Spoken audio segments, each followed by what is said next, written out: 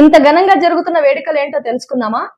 I just want to say he's been my friend for a long time now and we've always had a great relationship and it's great to be with you. Thank you very much.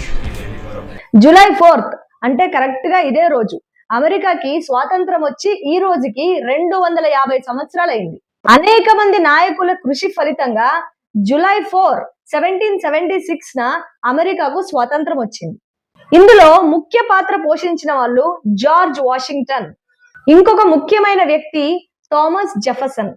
అప్పటి వరకు British ఆధీనంలో ఉన్న east అమెరికాలోని 13 కాలనీలు United Kingdom నుంచి స్వాతంత్రాన్ని ప్రకటించుకున్నాయి. స్వాతంత్రాన్ని ఎందుకు ప్రకటించుకున్నాయంటే బ్రిటిష్ ప్రభుత్వం విధించే అధిక పన్నుల వల్ల, ప్రజలకు సరైన రాజకీయ హక్కులు ఇవ్వకపోవడం వల్ల, నో టాక్సేషన్ వితౌట్ రిప్రజెంటేషన్ అనే స్లోగన్ తో వాళ్ళు ఉద్యమాన్ని ప్రారంభించారు. చివరకు స్వేచ్ఛ కోసం యుద్ధం చేయాలని నిర్ణయించుకున్నారు. స్వతంత్రం కోసం పోరాడిన జార్జ్ వాషింగ్టన్ ని ప్రజలు తమ మొదటి ప్రెసిడెంట్ గా ఎన్నుకున్నారు.